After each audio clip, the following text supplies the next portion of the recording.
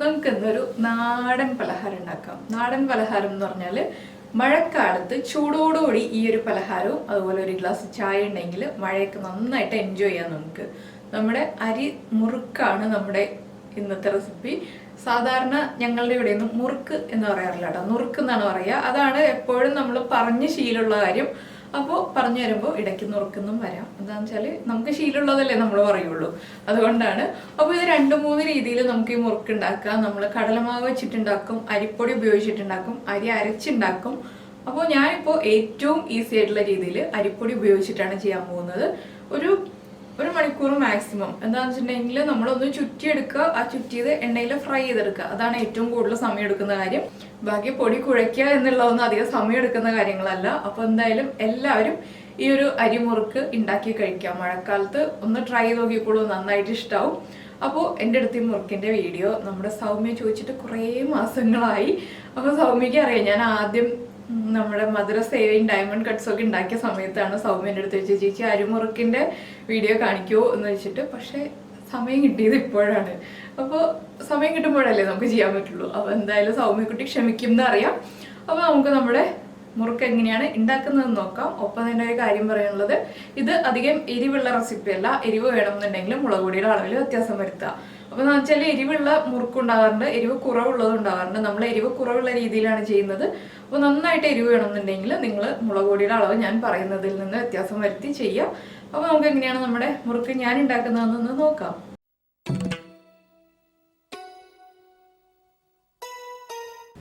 അപ്പോൾ നമുക്ക് നമ്മുടെ മുറുക്കുണ്ടാക്കാൻ ആവശ്യമായിട്ടുള്ള ഇൻഗ്രീഡിയൻസ് നോക്കാം. നമ്മളിപ്പോൾ അരിപ്പൊടി എടുത്തിട്ടുണ്ട്, അതുപോലെ ഉഴുന്ന്, ജീരകം, മുളക് പൊടി, എള്ള്, കായപ്പൊടി. പിന്നെ ഇതിലേക്ക് നമുക്ക് ആവശ്യമുള്ളത് ഉപ്പും എണ്ണയൊക്കെയാണ്. അപ്പോൾ ആദ്യം ഉഴുന്നൊന്ന് ഡ്രൈ റോസ്റ്റ് ചെയ്തെടുക്കണം. ഡ്രൈ റോസ്റ്റ് ചെയ്തിട്ടാണ് നമ്മൾ ഉഴുന്ന് പൊടിച്ചെടുക്കുന്നത്.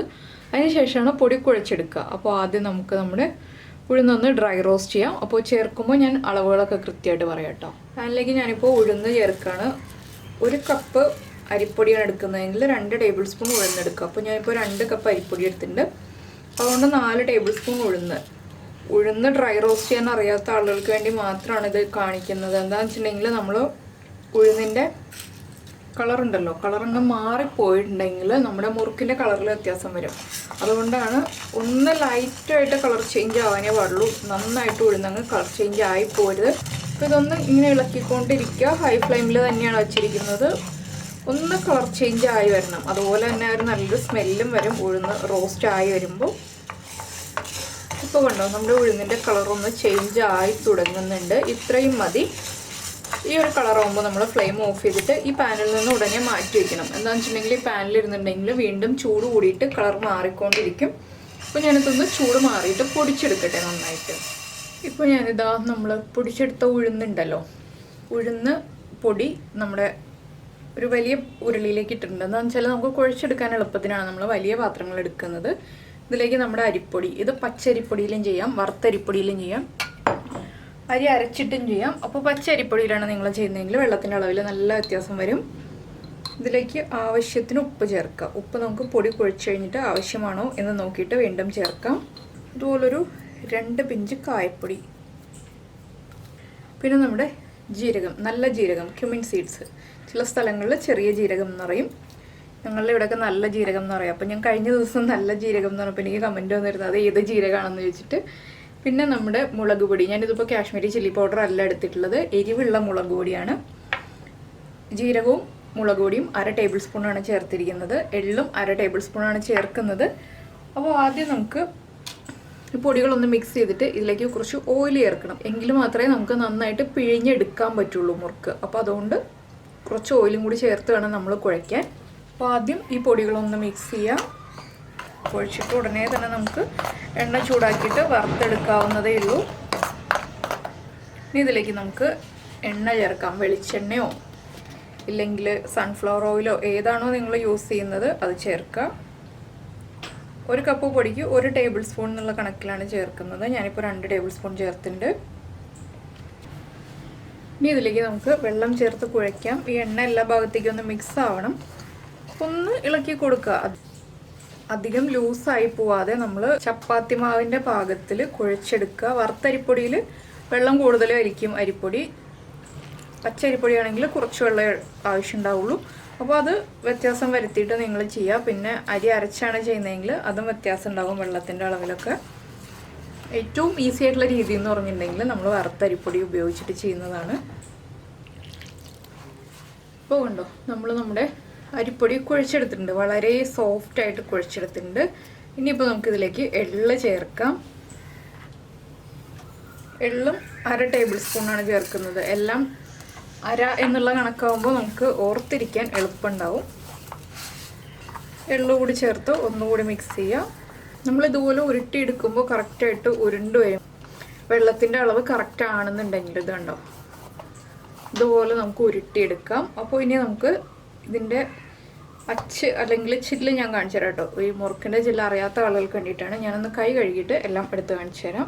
അപ്പോൾ ഇത് കണ്ടോ, ഇതാണ് ഈ സ്റ്റാർ ഷേപ്പിലുള്ളതാണ് നമ്മുടെ മുറുക്കിൻ്റെ ചില്ല്. ഇതറിയാത്ത ആളുകൾക്ക് വേണ്ടി മാത്രമാണ്, അതുകൊണ്ടാണ് ഞാൻ പറഞ്ഞത്. അപ്പോൾ നമുക്കിനി നമ്മുടെ ഇടിയപ്പത്തിൻ്റെ അച്ചുണ്ടല്ലോ, ഞാൻ ഇങ്ങനത്തെ അച്ചാണ് ഉപയോഗിക്കുന്നത്. നിങ്ങൾക്ക് എല്ലാവർക്കും അറിയാം, നമ്മുടെ മധുരസേവയൊക്കെ കണ്ടിട്ടുള്ള ആളുകൾക്ക് തിരിച്ചിതുപോലെ ഉണ്ടാക്കുന്നതാണ് കേട്ടോ. എനിക്ക് ഈ അച്ചാണ് കുറച്ചുകൂടി ഈസി ആയിട്ട് തോന്നിയിട്ടുള്ളത്. അപ്പോൾ നമ്മൾ ഈ സമയത്ത് പൊടിയുടെ ഉപ്പ് ചെക്ക് ചെയ്യുക. ഉപ്പ് കറക്റ്റ് ആയിരിക്കണം. ഉപ്പ് കുറവാണെങ്കിൽ വീണ്ടും ഉപ്പ് ആഡ് ചെയ്ത് കൊടുക്കാം. ഇനി നമുക്കിതിലേക്ക് പൊടി ഫില്ല് ചെയ്ത് തുടങ്ങാം.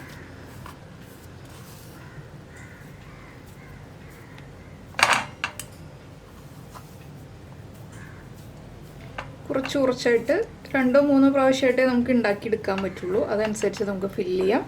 ഫില്ല് ചെയ്തിട്ട് നമ്മളിപ്പോൾ ചുറ്റിയിട്ടുള്ള മുറുക്കാണ് ഉണ്ടാക്കുന്നത്. അപ്പോൾ ഒന്ന് ചുറ്റി നോക്കുക, ഒന്ന് പിഴിഞ്ഞ് നോക്കുക, ഇത് കറക്റ്റായിട്ട് വീഴുന്നുണ്ടോ ഇല്ലെങ്കിൽ വെള്ളത്തിൻ്റെ അളവ് കുറവുണ്ടോ എന്നുള്ളതൊക്കെ കറക്റ്റ് ആണെങ്കിൽ നമുക്ക് എണ്ണ ചൂടാക്കാൻ വെച്ചിട്ട് ചുറ്റി 2-3 മുറുക്ക് ചുറ്റി വെച്ചിട്ട് എണ്ണയിലേക്ക് ഇട്ട് കൊടുക്കാം. ഇതിൻ്റെ ത്രെഡ് ഒരു പ്രശ്നമാണ് കേട്ടോ. ഇതെപ്പോഴും ഞാൻ ഇടിയപ്പം ഉണ്ടാക്കിയാലും എന്തുണ്ടാക്കിയാലും ത്രെഡിനൊരു വിഷയം വരാറുണ്ട്.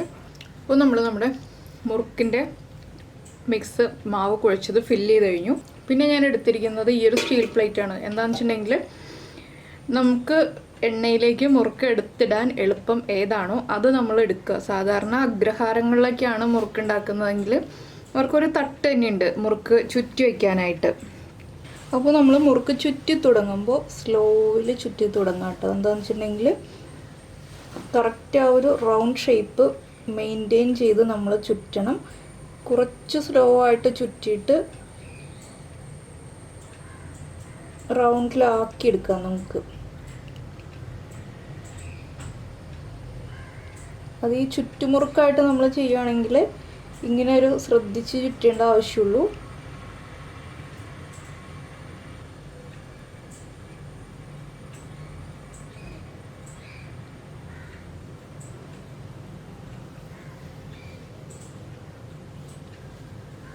അപ്പോൾ ഞാൻ ഈ ഒരു വലിപ്പത്തിലാണ് ചുറ്റിയെടുക്കുന്നത്. ഈ എൻഡ് വരുമ്പോൾ നമ്മളൊന്ന് പതുക്കെ പ്രസ് ചെയ്ത് കൊടുക്കുക. അപ്പോൾ ഈ പ്ലേറ്റിൽ ഞാൻ എണ്ണ തടവി വെച്ചിട്ടുണ്ട്. എണ്ണ തടവിയിട്ടില്ല എന്നുണ്ടെങ്കിൽ നമുക്കിത് പ്ലേറ്റിൽ നിന്ന് ഇളക്കിയെടുക്കാൻ ബുദ്ധിമുട്ടായിരിക്കും. അപ്പോൾ ഒരു 4-5 മുറുക്ക് ചുറ്റിയതിന് ശേഷം മാത്രം നമ്മൾ എണ്ണ ചൂടാക്കി എണ്ണയിലേക്ക് ഇട്ട് കൊടുക്കുക. അപ്പോൾ നമ്മൾ കുറച്ച് ചുറ്റി എടുത്തിട്ടുണ്ട്. എന്താണെന്ന് വെച്ചാൽ നമുക്ക് ഒരുമിച്ച് തന്നെ ചുറ്റി വയ്ക്കണമെന്നുണ്ടെങ്കിൽ കുറേ പ്ലേറ്റ്സിൽ നമ്മൾ നിരത്തി ചുറ്റി വയ്ക്കണം. അപ്പോൾ ഞാൻ 2 ബാച്ച് ചുറ്റി വെച്ചിട്ടുണ്ട്. ഇനിയിപ്പോൾ ബാക്കി ഇത്രയും മാവും കൂടി ഉണ്ട്, അത് നമുക്ക് ഇടയ്ക്ക് ചുറ്റിയെടുക്കാം. അപ്പോൾ ആദ്യം നമുക്കിതൊന്ന് ഫ്രൈ ചെയ്തെടുക്കാം. എണ്ണ തടവിയ പ്ലേറ്റ് ആണെങ്കിൽ നമുക്ക് ഈസി ആയിട്ട് ചൂടായ എണ്ണയിലേക്ക് നമുക്ക് ഈ പ്ലേറ്റിൽ നിന്ന് ഇട്ട് കൊടുക്കാൻ പറ്റുള്ളൂ. അപ്പോൾ ഞാൻ എണ്ണ ചൂടാക്കാൻ വെച്ചിട്ടുണ്ട്. ഇപ്പോൾ നമ്മൾ എണ്ണ ചൂടാക്കാൻ വെച്ചിട്ട് എണ്ണ ചൂടായിട്ടുണ്ട്. അപ്പോൾ നമുക്ക് എണ്ണ ചൂടായോ എന്നെങ്ങനെയാണ് ചെക്ക് ചെയ്യാന്ന് വെച്ചിട്ടുണ്ടെങ്കിൽ നമ്മൾ കുഴച്ച് വെച്ചിരിക്കുന്ന മാവുണ്ടല്ലോ, ഒരു ചെറിയ പീസ് ഇതുപോലെ എടുക്കുക, എണ്ണയിലേക്കൊന്ന് ഇട്ട് കൊടുക്കുക. കേട്ടോ, കറക്റ്റായിട്ട് ആ ബബിൾസൊക്കെ വരുന്നുണ്ട്. അപ്പോൾ എണ്ണ ചൂടായിക്കൊണ്ടിരിക്കുകയാണ്. ഇനിയിപ്പോൾ നമുക്ക് നമ്മുടെ മുറുക്കിട്ട് കൊടുക്കുക. നമ്മൾ മുറുക്ക് ചുറ്റി വെച്ചിരിക്കുന്നത് കൈ കൊണ്ട് തന്നെ എടുത്തിടാൻ പറ്റില്ല. എന്താണെന്ന് വെച്ചിട്ടുണ്ടെങ്കിൽ പൊട്ടിപ്പോവും. അപ്പോൾ ഞാൻ ഇതുപോലൊരു കയ്യിലോ എന്താണ് നിങ്ങൾക്ക് എടുക്കാൻ എളുപ്പം എന്ന് വെച്ചിട്ടുണ്ടെങ്കിൽ അത് എടുക്കുക. പതുക്കെ ഒന്ന് അഡ്ജസ്റ്റ് ചെയ്ത് പിടിച്ചിട്ട് പതുക്കെ എണ്ണയിലേക്ക് ഇട്ട് കൊടുക്കുക. അപ്പോൾ നമ്മുടെ ഒരു മുറുക്ക് കറക്റ്റായിട്ട് എണ്ണയിലേക്ക് വേണ്ടിയിട്ടുണ്ട്. നമ്മൾ എന്താ ചെയ്യാന്ന് വെച്ചിട്ടുണ്ടെങ്കിൽ ഞാനിപ്പോൾ എടുത്തിരിക്കുന്നത് ഈ ഒരു കയ്യിലാണെന്ന് പറഞ്ഞല്ലോ, ഇതുപോലെ പതുക്കെ വളരെ ശ്രദ്ധിച്ച് കെയർഫുള്ളായിട്ട് ഇങ്ങനെ എടുത്തിട്ട് എണ്ണയിലേക്ക് കൊണ്ടുപോയിട്ട് പതുക്കെ ഒന്ന് ചരിച്ചു കൊടുക്കുക. ഇങ്ങനെ ഇട്ടാലേ പെർഫെക്റ്റ് ആയിട്ട് വീഴുള്ളൂ. ഇല്ലെങ്കിൽ നമ്മൾ ഇത്രയും മുകളിൽ നിന്നൊക്കെ ഇട്ടിട്ടുണ്ടെങ്കിൽ പൊട്ടിപ്പോവും. ഇതെടുക്കുമ്പോഴും അതുപോലെ ശ്രദ്ധിച്ച് തന്നെ എടുക്കുക.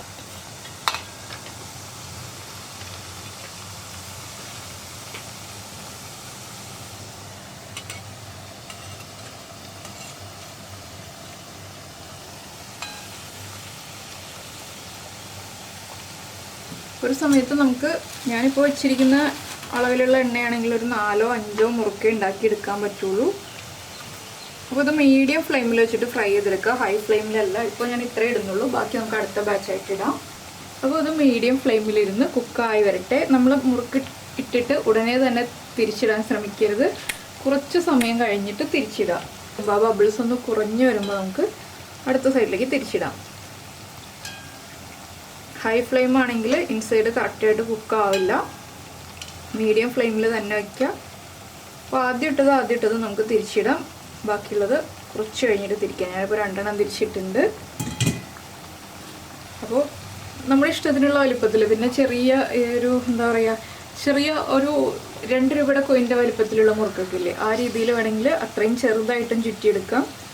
പിന്നെ ഇത് തന്നെ നമുക്ക് കുറച്ചുകൂടി മുളക് പൊടി കൂടുതൽ ചേർത്തിട്ട് നമ്മുടെ ചുറ്റുമുറുക്കല്ലാത്ത മുറുക്കുണ്ടല്ലോ, ഇങ്ങനെ മുറിഞ്ഞിരിക്കുന്ന മുറുക്ക്, ആ രീതിയിൽ എടുക്കുക. അപ്പോൾ കുറച്ചുകൂടി വണ്ണമുള്ള ആ ചില്ലാണെങ്കിൽ കുറച്ചുകൂടി നന്നായിരിക്കും. അപ്പോൾ ചുറ്റിയെടുക്കാൻ പറ്റുന്നില്ല എന്നുണ്ടെങ്കിൽ ആ നീളത്തിൽ മുറിച്ച് അപ്പോൾ അത് നമ്മൾ എണ്ണയിലേക്ക് തന്നെ പിഴിയുക, പൊടിച്ചെടുക്കുക, നമ്മുടെ പക്കവട ചെയ്യുന്ന പോലെ. അപ്പോൾ നമ്മൾ ആദ്യം ഇട്ട മുറുക്കത് ഫ്രൈ ആയി വന്നിട്ടുണ്ട്, കണ്ടോ? ഇത്രയേ ഉള്ളൂ. ഇത് നമുക്ക് എണ്ണയിൽ നിന്ന് മാറ്റാം. അപ്പോൾ ഇതുപോലെ ഞാൻ എല്ലാം ഫ്രൈ ചെയ്തെടുക്കട്ടെ കേട്ടോ. ഇനി ഫ്രൈ ചെയ്ത് കഴിഞ്ഞിട്ട് കാണിച്ചു തരാം. എന്താണെന്ന് വെച്ചാൽ ഒരുമിച്ച് തന്നെ നമുക്ക് ഫ്രൈ ചെയ്തെടുക്കാൻ പറ്റില്ല, കുറച്ച് എണ്ണയിൽ വെച്ചിട്ടുള്ളൂ. അപ്പോൾ കുറച്ചായിട്ടേ ഫ്രൈ ചെയ്യാൻ പറ്റുള്ളൂ. അപ്പോൾ നമ്മുടെ മുറുക്ക് എല്ലാം റെഡി ആയിട്ടുണ്ട്. ഇത് കണ്ടോ? അത്യാവശ്യം നല്ല ക്രിസ്പി ആയിട്ടുള്ള മഴക്കാലത്ത് ചൂട് ചായയും മുറുക്കൊക്കെ ചേർത്ത് കഴിച്ചു കഴിഞ്ഞാൽ നല്ല ടേസ്റ്റാണ്. നല്ല സുഖമായിട്ട് മഴയൊക്കെ എൻജോയ് ചെയ്ത് കഴിക്കാം. അപ്പോൾ എന്തായാലും എല്ലാവരും ഉണ്ടാക്കി കഴിച്ചു കഴിഞ്ഞിട്ട് ഇഷ്ടമായി കഴിഞ്ഞാൽ നമ്മുടെ വീഡിയോ ഒന്ന് ലൈക്ക് ചെയ്യുക. അതുപോലെ തന്നെ നമ്മുടെ വീഡിയോ ആദ്യമായിട്ട് കാണുന്ന ആളുകളാണെങ്കിൽ സബ്സ്ക്രൈബ് ചെയ്യുക. സബ്സ്ക്രൈബ് ചെയ്യുന്നതിനോടൊപ്പം തന്നെ ആ സബ്സ്ക്രൈബ് എന്ന ബട്ടൻ്റെ റൈറ്റ് സൈഡിലുള്ള ബെൽ ഐക്കണും കൂടെ ഒന്ന് ക്ലിക്ക് ചെയ്യുക. അപ്പോൾ ഞാൻ എല്ലാ ദിവസവും വീഡിയോ അപ്ലോഡ് ചെയ്യുമ്പോൾ നിങ്ങൾക്ക് നോട്ടിഫിക്കേഷൻ വരും. അപ്പോൾ നമുക്ക് നമ്മുടെ അടുത്ത റെസിപ്പിയുമായിട്ട് അടുത്ത ദിവസം കാണാം. ബൈ.